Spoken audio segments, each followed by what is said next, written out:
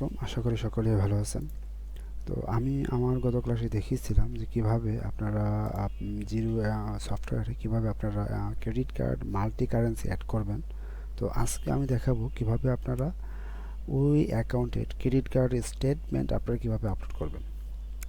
জিরোতে আপনারা কিভাবে ক্রেডিট কার্ড স্টেটমেন্ট আপলোড করবেন সেটাই আমি আজকে দেখাবো। তো তার জন্য আমাকে যেতে হবে ব্যাংক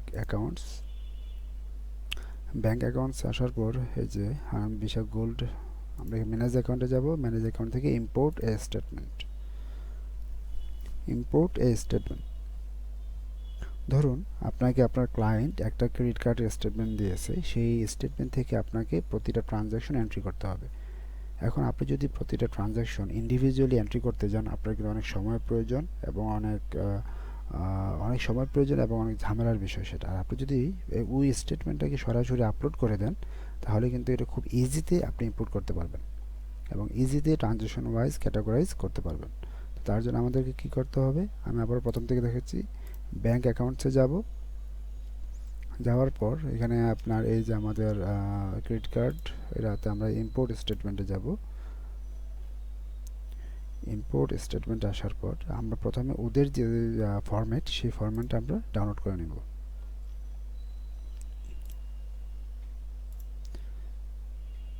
সেই ফরম্যাটটা ডাউনলোড করার পর আমি যদি একটু ওপেন করি, এটা হচ্ছে তাদের ফরম্যাট।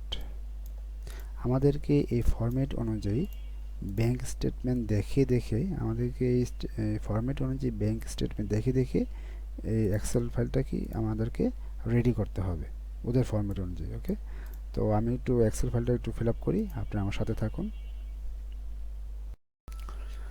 তো আমার আমার এই এক্সেল ফাইলটা আমার কি ফিল আপ করা হয়ে গেছে। এখন আমরা যদি একটু স্টেটমেন্টটা দেখি, স্টেটমেন্টটা আছে, এটা হচ্ছে আমার ক্রেডিট কার্ড স্টেটমেন্ট। তো এখানে যতগুলা পেমেন্ট আছে, যতগুলো অ্যামাউন্ট আছে সবগুলো কিন্তু পেমেন্ট, কিন্তু শেষের দিকে যেমন 26 ফেব্রুয়ারি একটা অ্যামাউন্ট আছে, সেটা হচ্ছে 204, সেটা হচ্ছে মাইনাস ফিগার মানে হচ্ছে কি, এটা আমরা পেমেন্ট করে দিয়েছি অলরেডি, আমাদের লাইবিলিটি কমে গেছে। তো আমরা এন্ট্রি দেওয়ার সময় কিভাবে এন্ট্রি দেবো একটু দেখি। এই সকল ট্রানজ্যাকশনগুলো আমরা এখানে কি করেছি, মাইনাস ফিগার দিয়েছি। সকল ট্রানজ্যাকশনগুলো কি মাইনাস ফিগার দিয়েছি, যেহেতু এটা আমাদের লাইবিলিটি বা আমাদের নেগেটিভ। আমি কিন্তু আমার লাস্ট ক্লাসে বলেছিলাম যে কেন আমরা মাইনাস ফিগার দেব আমরা আপলোড করার সময়। তো আর যেটা আমরা পেমেন্ট করে দিয়েছি অলরেডি, যেটা আমরা পেমেন্ট করে দিয়েছি অলরেডি, এটা কিন্তু transfer payment, thank you payment, এটা কিন্তু একটা ট্রান্সফার, মানে আমরা আমাদের অন্য কোনো ব্যাংক থেকে আমাদের ক্রেডিট কার্ডের বিলটা পেমেন্ট করে দিয়েছি। তো এই জন্য যেহেতু এটা মাইনাস, আমরা এখানে প্লাস দেব। সবসময় রাখবেন ক্রেডিট কার্ডে যেগুলো প্লাস হবে আমরা ইম্পোর্ট করার সময় সবসময় মাইনাস দেব। ক্রেডিট কার্ডে যেগুলো প্লাস মাইনাস হবে আমরা এক্সেল ফাইলে সবসময় এটা প্লাস দেব। ওকে, তার মানে আমার এখানে দুইটা প্লাস অ্যামাউন্ট আছে, মানে দুইটা ট্রান্সফার অ্যামাউন্ট আছে। তার মানে হচ্ছে আমরা দুইটা অ্যামাউন্ট আমরা অলরেডি ট্রান্সফার করে পেমেন্ট করে দিয়েছি। ওকে, তো আমরা আমাদের স্টেটমেন্ট দেখি ওটা সাজানোর পরে এটা আমরা এখন আপলোড করব। কিভাবে আপলোড করব, আমার রেকর্ড হচ্ছে কিনা একটু দেখে আসি। আমরা সিলেক্ট ফাইলে যাব। সিলেক্ট ফাইলে আসার পর আমরা এখান থেকে আপলোড দিয়ে দেব। আপলোড দেওয়ার পর আমরা নেক্সটে দেব। ওকে ওকে, সব ঠিক আছে।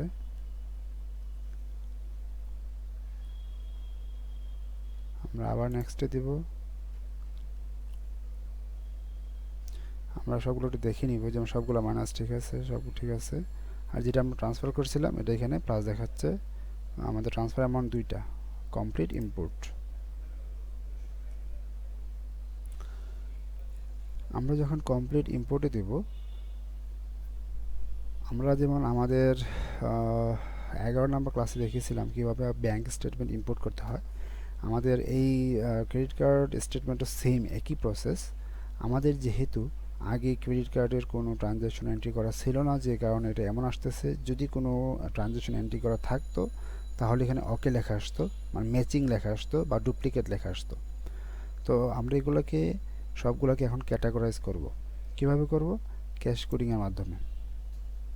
আবার মনে রাখবেন আমরা যা যা এন্ট্রি দিয়েছি সবগুলা, মানে ক্রেডিট কার্ডের যত ট্রানজ্যাকশন আছে আমরা ক্যাশ কোডিংয়ের মাধ্যমে কি করব, রিকনসিল করব অথবা ক্যাটাগরাইজ করব। এখন ক্যাশ কোডিংয়ের মাধ্যমে ক্যাটাগরাইজ করতে গেলে যেগুলো আমরা খরচ করেছি, স্পেন্ট আমাদের ক্রেডিট কার্ডের মাধ্যমে যেগুলো খরচ করেছি শুধুমাত্র সেগুলোকে ক্যাটাগরাইজ করা যাবে। কিন্তু আমরা যে অ্যামাউন্ট পেমেন্ট করেছি, আমরা আমাদের ব্যাংকের অ্যাকাউন্ট থেকে ক্রেডিট কার্ডের বিল ট্রান্সফার করে পেমেন্ট করেছি, এই দুইটা অ্যামাউন্ট এখান থেকে কি করা যাবে না, রিকনসিল করা যাবে না। রিকনসিল করতে হলে আমাদেরকে কি করতে হবে,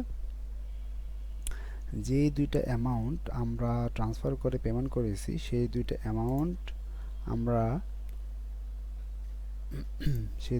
আমরা এইখান থেকে রিকনসিল করে নেব বা ট্রান্সফার করে নেব।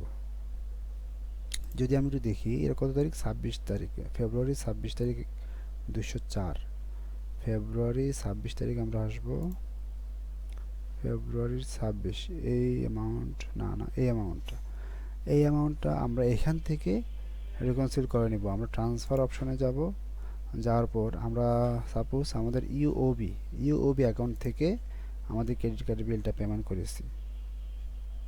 ওকে, এখন এখানে একটা জিনিস দেখেন, আমরা কি দেখাচ্ছি, 204 ক্যানাডিয়ান ডলার আমরা আমাদের ইউওবি অ্যাকাউন্ট থেকে ট্রান্সফার করে ক্রেডিট কার্ডের বিলটা পেমেন্ট করেছি।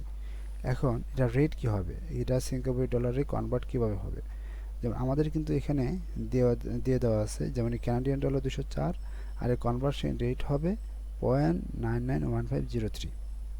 তাহলে এটা আমরা যদি একটু ক্যালকুলেটরে আসি, ওকে, আমরা যদি একটু ক্যালকুলেটরে আসি,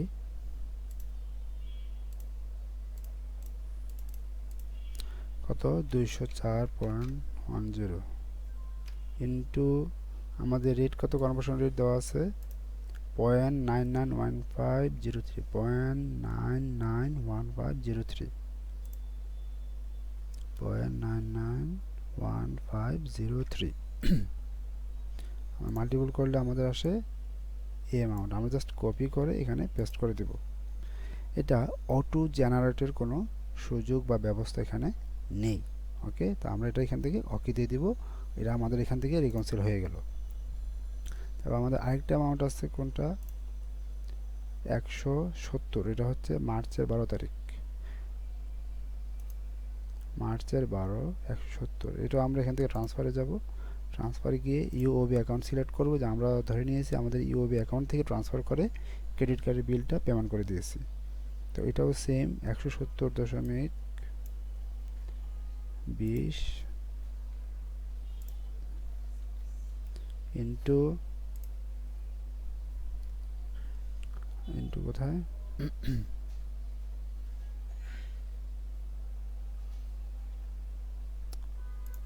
ইন্টু কত,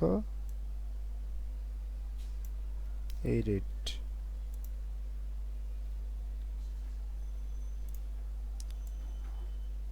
যে অ্যামাউন্ট আসবে এটা আমাদেরকে ম্যানুয়ালি এখানে বসাইতে হবে। এটা আমরা এখান থেকে ওকে দিয়ে দিব, বাস। তাহলে আমাদের এখান থেকে যে দুইটা আমরা পেমেন্ট করে দিয়েছি এই দুইটা অ্যামাউন্ট আমাদের এখান থেকে কি হলো, রিকনসিল হয়ে গেছে। আর যে অ্যামাউন্ট, যেই ট্রানজ্যাকশনগুলো আছে ব্যাংকের, এইগুলো আমরা কি করব, এইগুলো আমরা ক্যাশ কোডিংয়ে যাব। ক্যাশ কোডিংয়ে যাওয়ার পর এখান থেকে আমরা এগুলোকে রিকনসিল করে নেব, ট্রানজ্যাকশন ক্যাটাগরাইজ অনুযায়ী সাজিয়ে নেব। ওকে, তো ক্যাশ কোডিংয়ে আসার পর আমরা যে আমাদের যে ক্রেডিট কার্ডের যে স্টেটমেন্টটা, এই সকল স্টেটমেন্ট এখানে শো করতেছে, শুধুমাত্র দুইটা ট্রানজ্যাকশন ছাড়া, যে দুইটা হচ্ছে আমরা ট্রান্সফার করেছি বা পেমেন্ট করেছি ক্রেডিট কার্ডের বিল, শুধুমাত্র এই দুইটা ছাড়া বাকি সবগুলো ট্রানজ্যাকশন এখানে শো করতেছে, যেগুলো আমরা ক্রেডিট কার্ডের মাধ্যমে খরচ করেছি। সো এখন আমরা এইগুলোকে কি ক্যাটাগরাইজ করব, যেমন ইউপি এক্সপ্রেস, এটা হচ্ছে কি, এটা আমাদের ট্রান্সপোর্ট, এটা হচ্ছে আমাদের ট্রান্সপোর্ট। তারপর হচ্ছে কি, এটা কি নিউ লিভ ট্রাভেল, এটা কি ট্রাভেল।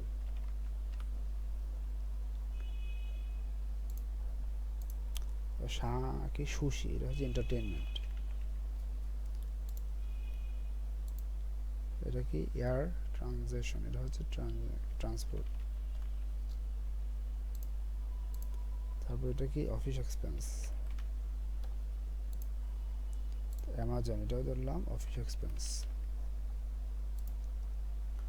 পার্কিং, PARK, দেখেন পার্কিং নামে আমাদের কোনো ক্যাটাগরিজ করা নেই, মানে চার্ট অফ অ্যাকাউন্টস করা নেই। তাহলে আমরা এটা কী করব, আমরা অ্যাড অ্যাকাউন্টে গিয়ে এখান থেকে একটা চার্ট অফ অ্যাকাউন্টস তৈরি করে নেব। অ্যাকাউন্ট টাইপ, এটা কি আমাদের এক্সপেন্স,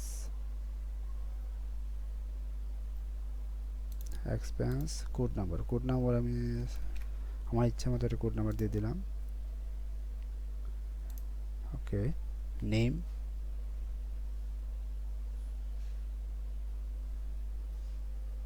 অ্যাকাউন্ট টাইপটা চলে গেল কেন, এক্সপেন্স।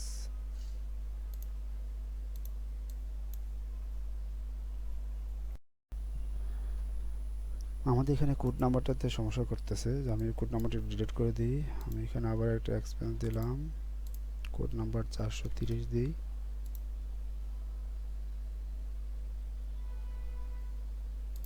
নেম দিচ্ছি পার্কিং,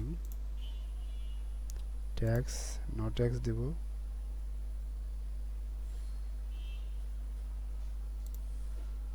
নো ট্যাক্স।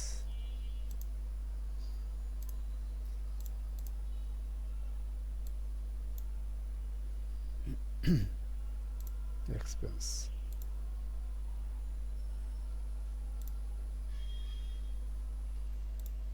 আমাদের অ্যাকাউন্ট ক্রিয়েট করা হয়ে গেছে। আমরা এখানে সেভ দেব। সেভ দেওয়ার পর এখানে চলে আসছে পার্কিং। এখানে আমার মনে হয় একটু ভুল হয়েছে, না ঠিক আছে পার্কিং। এখন আমরা সেভ অ্যান্ড রিকনসিল অল দেব, তাহলে আমাদের সবগুলা কি রিকনসিল হয়ে গেল। ওকে, শেষ। এখানে দেখা যাচ্ছে যে রিকনসিলের আর কিছু বাকি নেই, গ্রেট জব। এখানে ব্যালেন্স দেখা যাচ্ছে 199.42। আমরা যদি আমাদের একটু স্টেটমেন্টে আসি, স্টেটমেন্টের ব্যালেন্স কত, 199.42, তার মানে আমাদের এটা ওকে আছে।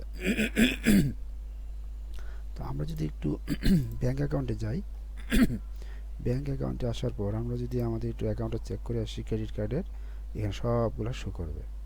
দেখি, যেমন এই দুইটা পেমেন্ট আমরা আমাদের ইউএবি অ্যাকাউন্ট থেকে ট্রান্সফার করে দিয়েছি, আর বাকি সবগুলো আমাদের রিকনসিল হয়ে গেছে। তো এই ছিল মূলত আমার আজকের ভিডিও। তো আমার ভিডিওটা যদি ভালো লেগে থাকে অবশ্যই লাইক এবং কমেন্ট করবেন এবং সাবস্ক্রাইব করবেন অবশ্যই। সো ধন্যবাদ সবাইকে, ভালো থাকবেন, সুস্থ থাকবেন।